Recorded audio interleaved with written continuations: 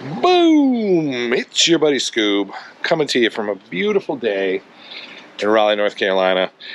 And we're getting into something all cannonball here. What do you think we're doing? Huh? I'm installing a lift. And what I'm going to do for you today is not give you a boring lift kit install video where you have to watch me for like a half an hour do the same thing a million other people have done. No, I'm going to give you the video I wish somebody else had made.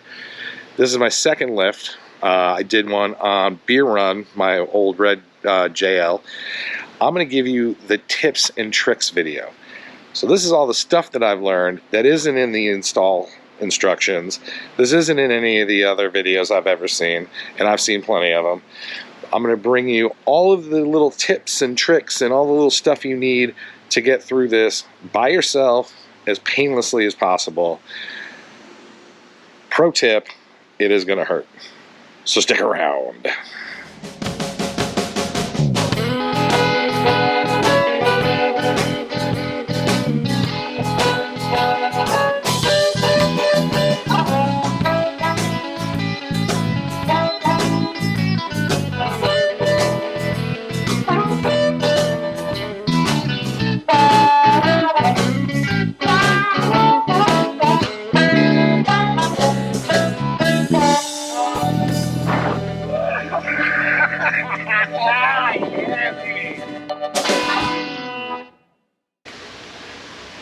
Step one, get organized.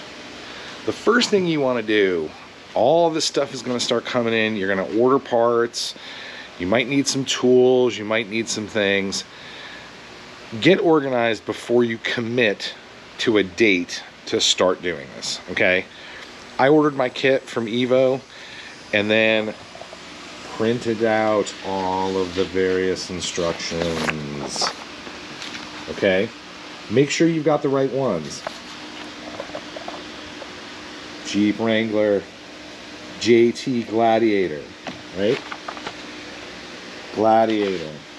Gotta make sure you've got the right instructions for your stuff. As the boxes and everything come in, check the part numbers. Make sure you've got the right stuff. The other thing you can do, which was super helpful, was to start pre-assembling things. So for instance, in that box way down there are my control arm brackets. I took them out of the box and I pre-assembled all the hardware on it to make sure I wasn't missing any nuts and bolts. The last thing you want to do is to get halfway into this and realize that a bolt is missing, because then you're going to run into problems, okay? So that stinks. Get all your tools organized. Make sure you've got every tool you need. So right here in the front of my garage, here's all my stuff all laid out. There's my beer cooler. There's my speaker for listening to music. There's my jack. All the boxes for the front end. There's my new springs. Everything is laid out nicely and ready to go. I started getting into it last night, and you can see I started taking some things apart here. Every tool, when I was done with it, went back where it belonged. Stay organized. You don't lose things. Here's another tip. I've got, you guys know I like to smoke cigars, so I got a bunch of cigar boxes laying around. This one has my lug nuts in it. This box has the bolts that hold on the brake line brackets. Keeping everything together is way better than realizing you lost something and then you got to get in the wife's car and you got to go to Advance Auto, or you got to go to Home Depot and you got to find the same thing, and maybe they don't have it but the one 30 miles away does, and it'll save you a nightmare. So please be organized. Get ready ahead of time. It'll make your life way, way easier. Also, I don't know if you can see this. This is a brand of tools that I found from Way of Life called Tecton. They're amazing. They're only available online from their website. And I'll try to put a link down in the description so that way you guys can click online and order them. I will make like $1 or whatever, but yeah, that's how it works, right? All of the stuff is amazing quality, and I'm trying to exclusively only buy their stuff from now on, unless I need something quick like over at the hardware store. But either way, like I said, everything's all organized. See how I got my chargers for all my different power tools, batteries are going. Batteries are always charged. There's my gloves. We'll get into gloves in a little bit. And there's my other toolbox. Everything's ready for me. Everything's right here where I need it. Just a couple of feet away from the Jeep. And it's all inside my garage door. So that way, if it rains or something happens, I can shut the garage door and everything's fine. All right, on to the next step. Next up, let's talk about safety. Especially if you're doing this yourself, you've got to be safe. Being safe means being a little slower than you might want to be. One of the important things is having enough of the right stuff. So you can see I've got 4 jack stands. These are on wood blocks. They're all 3-ton. So they're way over capacity for what they're doing right now. 3.5-ton jack. Take your time, get it up, make sure the jack stands are in place nicely. You can see this one is sitting well on the axle tube. This one is sitting nicely on the frame rail. Take your time getting everything lined up. The last thing you need is to have an accident.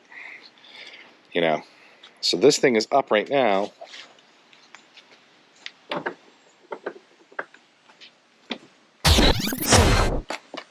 Push on it. You know, make sure it's stable. You're going to be hitting this thing with wrenches and drills and impact guns and all kinds of stuff. You can't afford to be moving an inch. One of the other tricks I saw is this. Stick your tires underneath the frame. God forbid something does happen, they can at least hold the frame up a little bit to prevent it from coming all the way down and crushing you. So that about gets us started. Next up, we're going to get into actually what happens when you start taking things apart. Stick around. Alright, if you're like me and you use your Jeep, these sway bar links are going to be rusted out. I shot them like 10-15 minutes ago with PB Blaster. Man, they just don't want to move.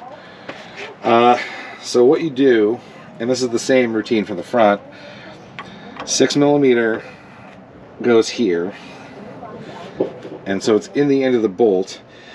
Your best bet is to use a ratcheting wrench. I told you guys earlier, he needs ratcheting wrenches, but this sucker ain't moving. So we're gonna have to we're just gonna have to muscle this sucker off.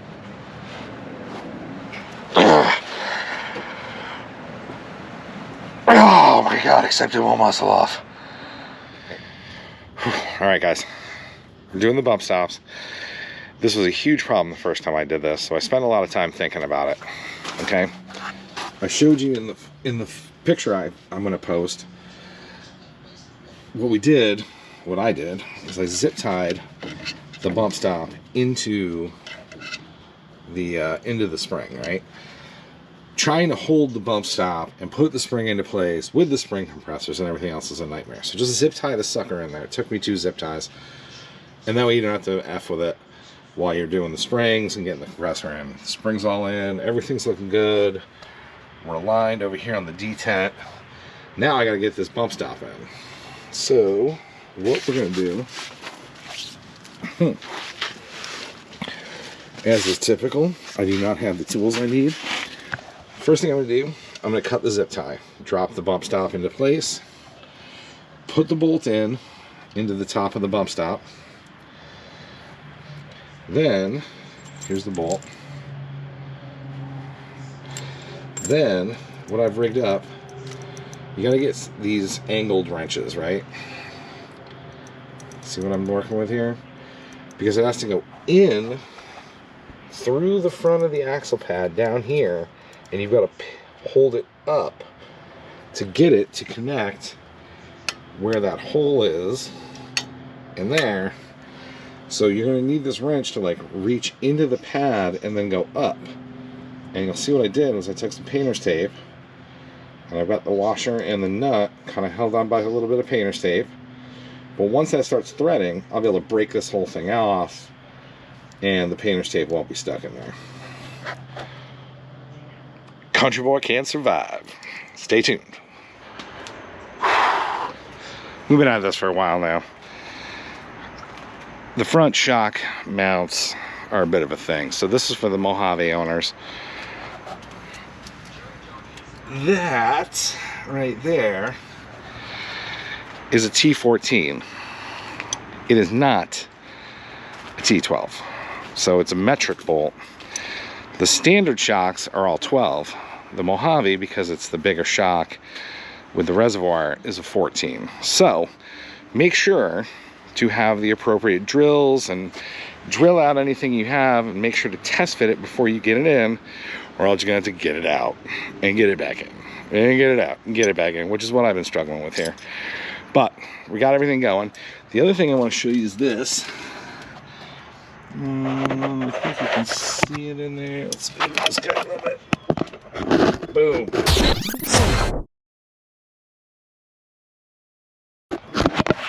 Make sure to mount that bottom bolt with the bolt up. It's going to be tempting because it's going to be hard to mount the bolt down and have the little bolt and the nut hanging off the bottom, but you don't want to do that. It's not worth it. Take the time, do it right. And that's the thing that's taken me so long, is making sure I've done everything 100% perfect, as if it was delivered to me by like some magical professional. Mel Wade did it himself. That's how I want it done. So there's my little tip on the front shocks. Everything else has gone together pretty well. Control arm brackets were super easy. They just bolted right up. I didn't have to loosen the front control arm mounts. I got everything right in there. So I wanted to show you this because this is the perfect example of something I said earlier about using the conversion chart and making sure that you've got the right wrenches, metric or standard, to convert between. All right, right here. Actually, let me go back one page. I'm putting the brake lines on. Rear brake line. It says this is a 19 and that's a 12. First of all, that's the front brake line, but whatever. Hold the 12 while tightening the 19. But up here, I'm going to use a 15, and then I'm going to use a 12 and a 16 millimeter. Wait a second. Guess what? It was neither. It was neither. Because I came back over here to the handy dandy conversion chart. I put a 15 on it, a little too small. Put a 16 on it, a little too big. Boom, boom, boom, boom, boom.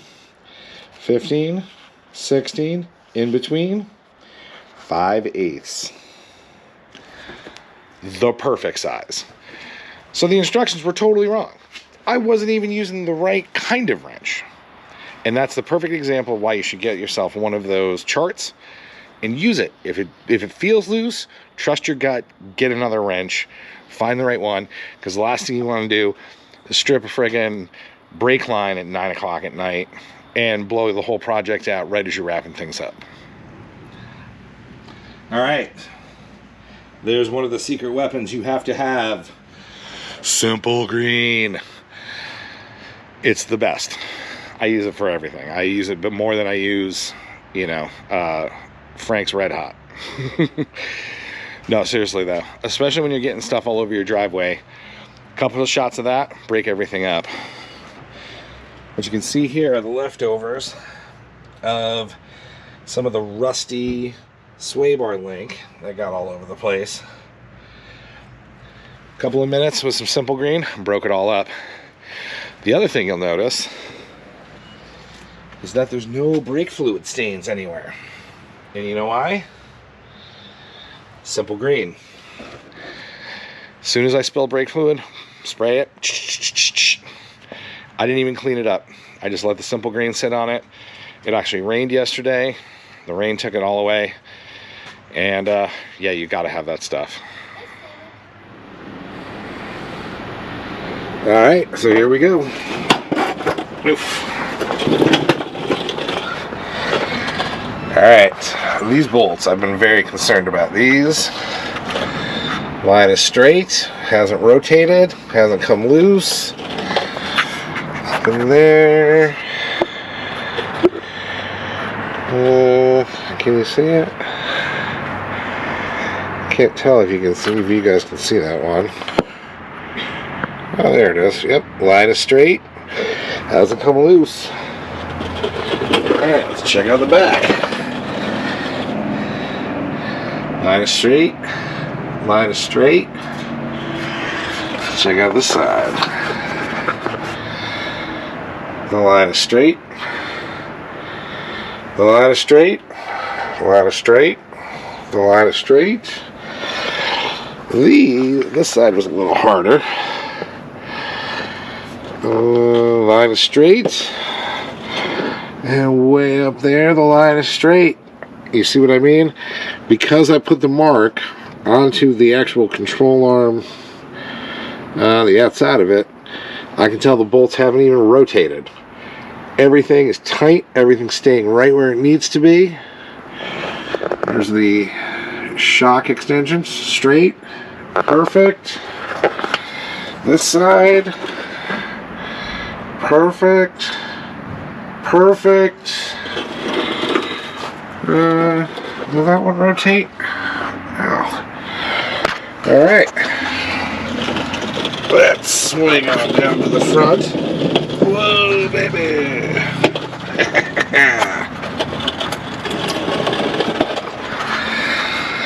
Straight and straight. Straight and straight. Shock extension, straight and straight. Over to the other side. Whoa, baby. Straight. Straight. Looking good, looking good. Shock extensions looking good. Booyah, we did it. Let's see, can we see the shock extensions from over here? And I think I got those, and I did get those. Shock extensions. Perfectly straight. Oops, sorry. Perfectly straight, perfectly straight. Anything else we need to check while we're under here? Plates on pretty tight. Everything else is looking good. The brake lines aren't getting messed up inside of the control arms or anything. You know, here's our new brake lines. Here's our ABS lines. Everything looks good there.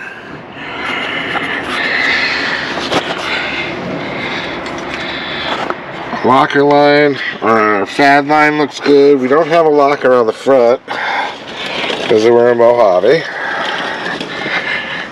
And yeah, that's it.